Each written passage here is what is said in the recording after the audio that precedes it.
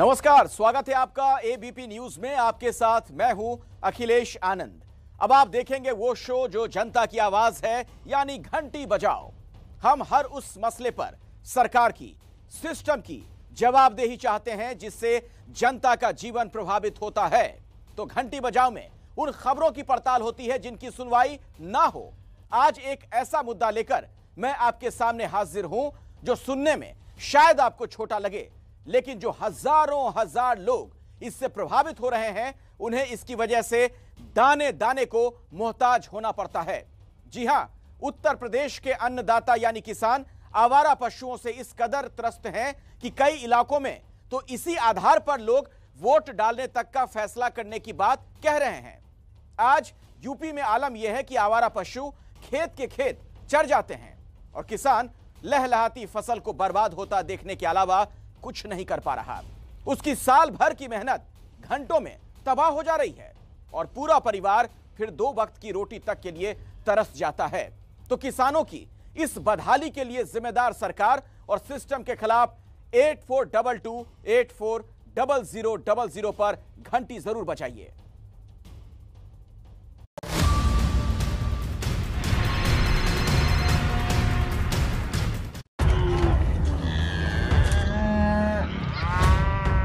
उत्तर प्रदेश में आवारा पशुओं की समस्या बहुत गंभीर होती जा रही है।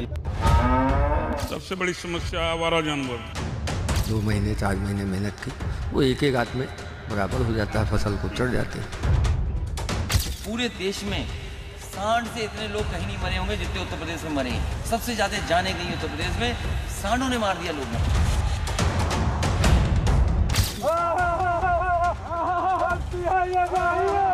रात के जाग के बचाते हैं हम लोग, खेत से घर से बाहर जाते हैं खेत में थोड़ा बहुत, लेकिन उसके बाद भी नहीं बच पाता।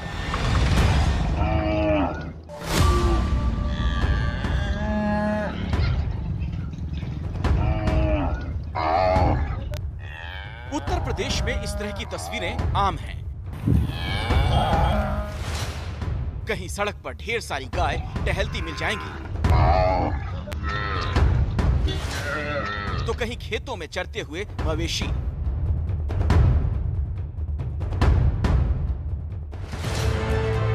बड़ी संख्या में आवारा घूम रहे जानवर यूपी के किसानों के लिए मुसीबत बने हुए हैं। खास तौर से छोटे किसानों के लिए ये मवेशी बड़ी चुनौती बन चुके हैं।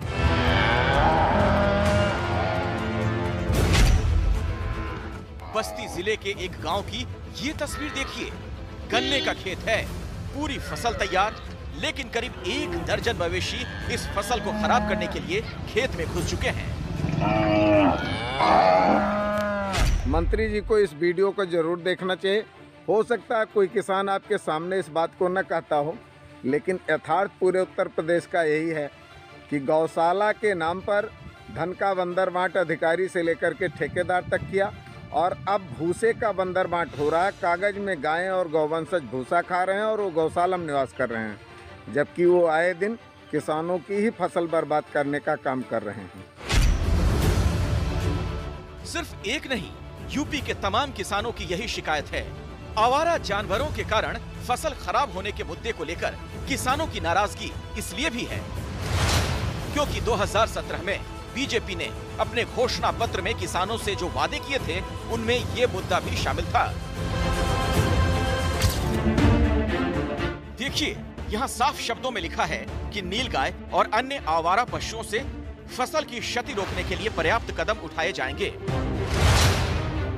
सिर्फ एक जगह नहीं, बल्कि अगले ही पेज पर फिर लिखा है कि फसलों की क्षति रोकने के लिए प्रत्येक ग्राम पंचायत स्तर पर भूमि आरक्षित कर पशु संरक्षण की योजना बनाई जाएगी।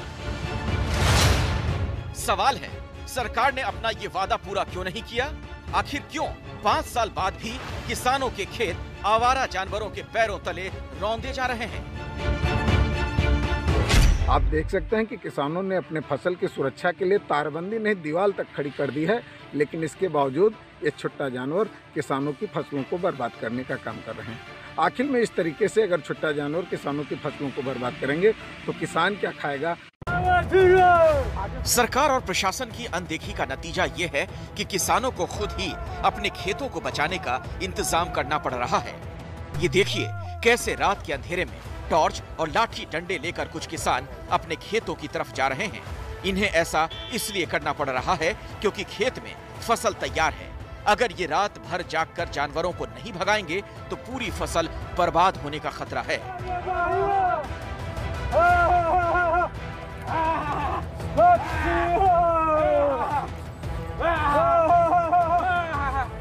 इतनी कोशिशों के बाद भी फसल बच जाएगी इसकी कोई गारंटी नहीं। सरसों के इस खेत का हाल देखिए, लगभग पूरी फसल जानवरों के कारण खराब हो चुकी है। हजारों कई झुंड की तादाद में आ जाती हैं, तो जो खेत में पड़ती हैं वो खेत में सुबह पाती नहीं बचता है, एकदम चम हो जाता है। इसी तरह जागते रहते हैं, बैठे बैठते रात भर जागते हैं, दिन भर सोते हैं। कहते हैं तो कोई सुनता ही नहीं है। लोग तमाम गौशाला खोले हुए हैं, न वो गाँव बयानत या न कुछ, वो सब पैसा निकाल लेते हैं, हो गया। अन्ना जानवर इतने हैं हमारे यहाँ, कम से कम 1000 अन्ना पशु फिर रहे हैं। न जाने कितनी फसल चर गई। ये जो कर्ज फर्ज लेकर के इधर से उधर जो है सिंचाई कर रहे हैं, दूसरे के ट्यूबवेलों से सिंचाई कर रहे हैं, उनको देना है तो कैसे क्या करेंगे। पूरी रात जगते हैं। अब खेतों में जो है छानी छप्पर डाले हुए, वहीं पे डेरा डाल के रहते हैं। सरकार कितने भी दावे क्यों न कर ले, लेकिन हकीकत यही है कि यूपी के किसी भी जिले में आवारा जानवरों को रोकने के लिए कोई ठोस नीति जमीन पर लागू होती नजर नहीं आ रही।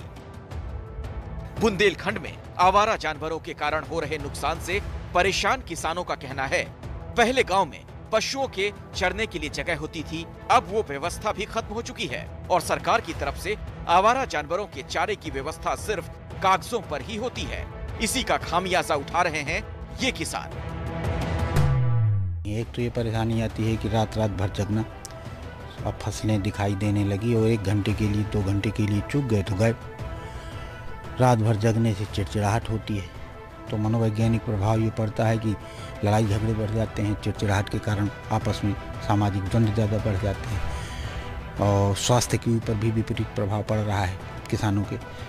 और आर्थिक परेशानी तो ही है कि जो कर्जा लेके फेंसिंग की व्यवस्था की महंगी है।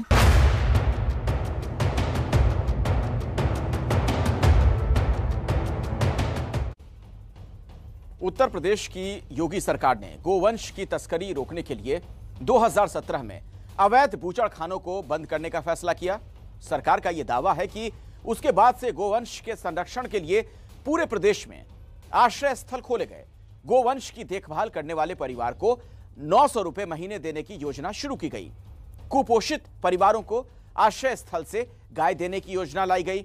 लेकिन ये सारी योजनाएं आवारा मवेशियों की बढ़ती संख्या को काबू करने में नाकाम रहीं और इसीलिए किसान परेशान हैं और अब चुनाव के मौके पर विपक्ष भी इस मुद्दे पर सरकार को घेर रहा है।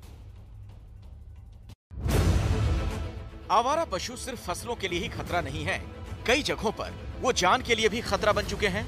पिछले हफ्ते मुरादाबाद के कटघर इलाके के एक बुजुर्ग किसान एक सांड के हमले का शिकार बने। 70 साल के बल सिंह उस वक्त अपने खेत में काम कर रहे थे।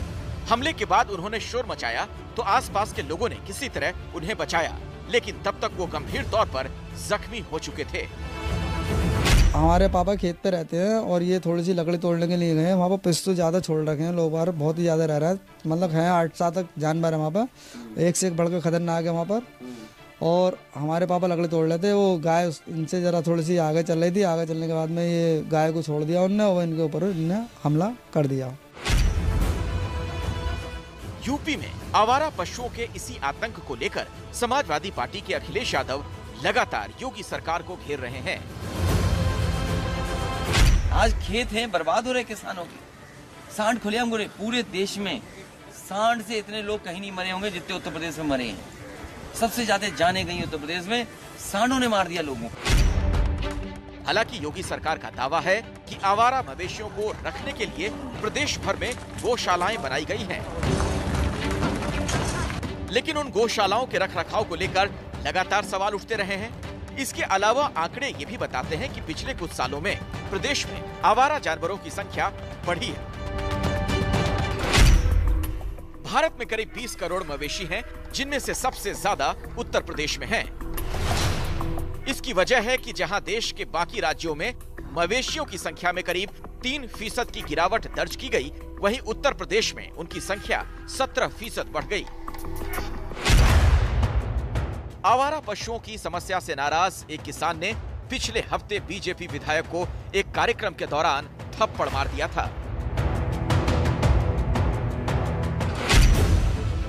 सरकार भी ये समझ रही है कि जानवरों के कारण किसानों को हो रही परेशानी का मुद्दा आने वाले चुनाव में बड़ा बन सकता है।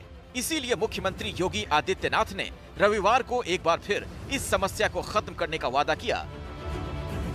भाइयों बहनों, ये इतनी अच्छी 3 प्रकार की योजनाएं हैं। अगर इन 3 योजनाओं को हम गांव में लागू कर देंगे तो ये अन्ना पशु या छुट्टा पशुओं की समस्या या निराश्रित गौआश्रय गौवंश की जो समस्या है, इसका पूरी तरह समाधान हो सकता है। अपनी अपनी ग्राम पंचायतों में इस जिम्मेदारी को हमें लेना होगा। हालांकि सीएम ने जिन योजनाओं का जिक्र किया वो पहले से ही प्रदेश में चल रही हैं। मतलब साफ है कि उन योजनाओं को ठीक से लागू नहीं किया गया और न ही पिछले 5 साल में सरकार ने किसानों की इस समस्या को गंभीरता से लिया।